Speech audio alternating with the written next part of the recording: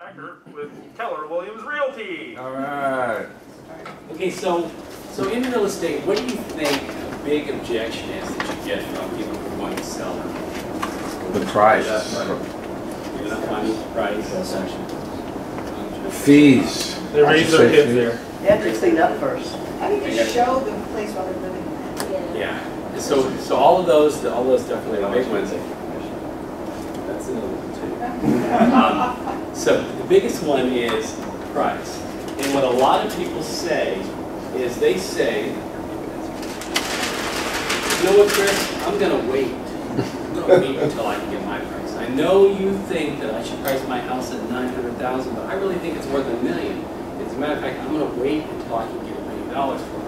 And maybe it sounds logical to the general public. Being in real estate, you realize it's not logical. So I did some research, and this is for 2012, but it applies to any year that we've tracked real estate statistics. And so far this year, if your house sells in the first 14 days, you're getting an average, this is in the city of San Mateo, you're getting an average of 103% of the asking price for that property. If you wait, like people say they want to do, they wait, they overprice it, and it takes 15 to 30 days to sell, you're getting 99.6% of the asking price.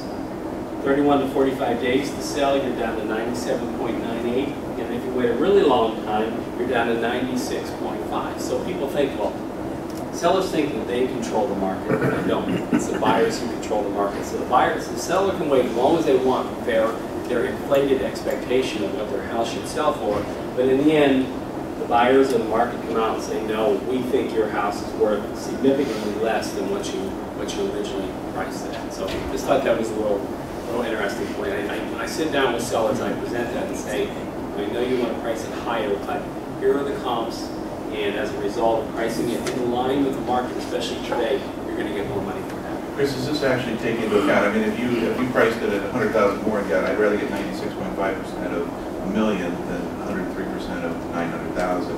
Is it normally the price drop? Okay, so that's a very good point. This is what this does not. I need to do the calculations to actually show this maybe even more accurately.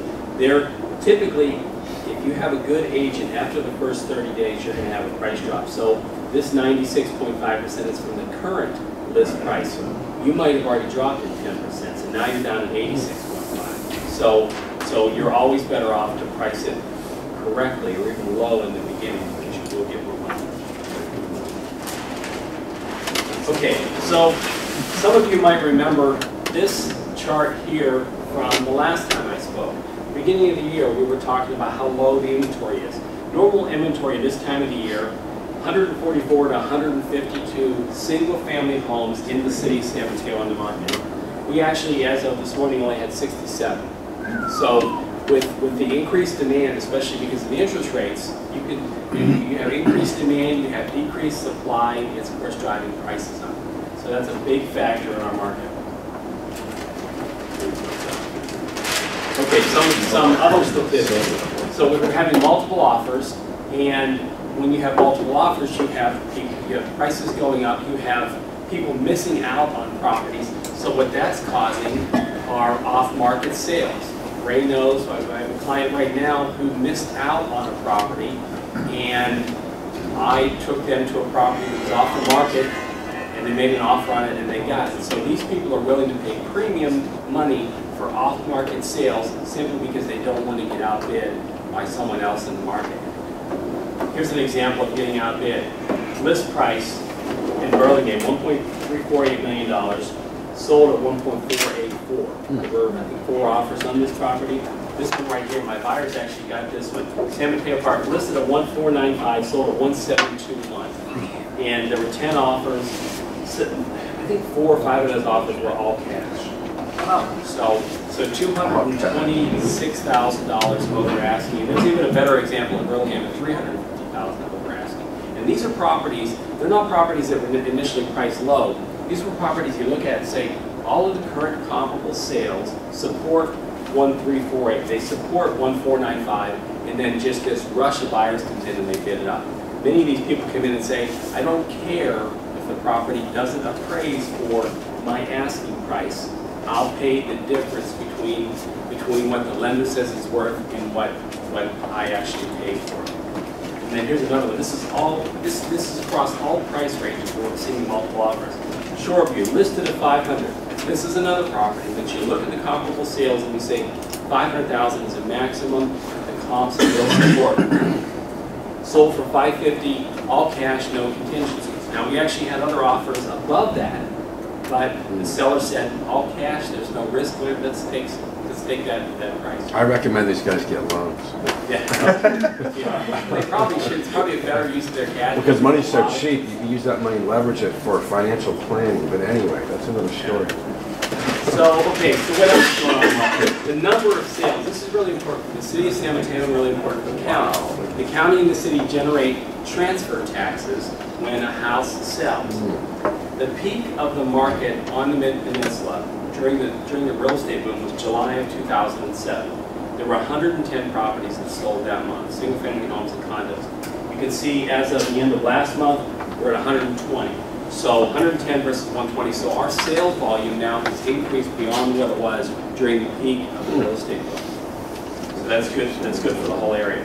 And you can see at the low January of 08, we were somewhere around 30 homes that sold. So big difference. Whoa. Okay, so list price to sales price ratio. Again, the peak of our market was July 2007. Properties selling for 102.7% of asking. As of the end of May, 103%. So we're back to that same feeding frenzy that we had during the real estate. Do you have another one that shows how much the price has been reduced though? I don't have that. We're about 5 to 6% off of what we were. That's all? Yeah, as a whole. And that's very quickly coming back. We keep seeing multiple offers. By the end of the year, I think we're going to be back at what we were during the peak. So when you see where we were at January 2008, properties selling for somewhere around 96% of asking. Is this for homes or does it also apply to condos? These are homes. houses. These are homes and condos. Homes and condos. Yeah, not necessarily duplexes, but homes and condos. Okay. This is the really interesting thing. Okay.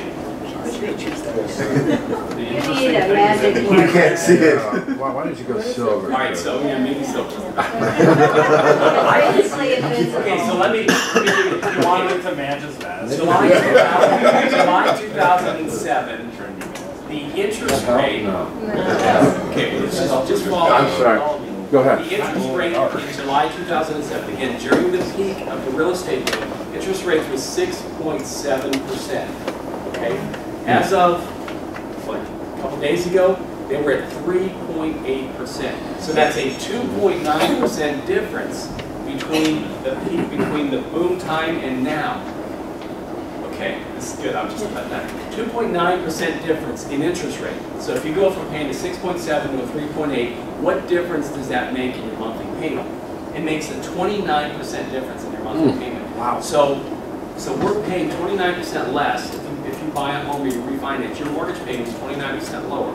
So if you say real estate prices are still off by 5 or 6%, and we actually take it off of this because you're making a payment on a lower price, you're actually 34% ahead now by buying than you were during the real estate boom. Or if you refinance right now, you're 34% ahead than you would have been. Yes. Over the life of the loan, what does that mean in real dollars?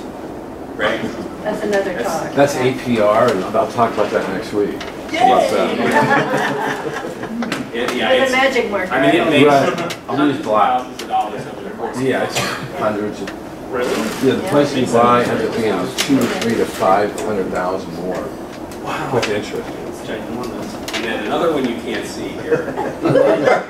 Okay. It's just so well graphed though. I can tell because it's so rigid looking, just Yeah. the points. But We'll Okay. follow your finger. Not that I made any of this up. So July 2007, it was taking 38 days on average to sell a property. I think this is actually for single family homes. 38 days to sell a property. As of the end of May, it was taking 27 days. So the market is moving more quickly than it was during the real estate boom. So if you look at all this, no matter how bad people think things are, we're actually in a better position in real estate on the Mid-Peninsula than we were 35 years ago. Chris, why is there fewer homes on the market? I would think that this would get people dumping their houses. I mean, have been sitting there for 5 years or 7 years, whatever, you know, holding on to a house, going, God, it's below what I paid for, or whatever. Now would be an opportunity to sell it. Why isn't the number of sales, the number of listings going up? My opinion is that the word still hasn't gotten out that the market is as hot as it is. I think eventually we will see an increase, probably sometime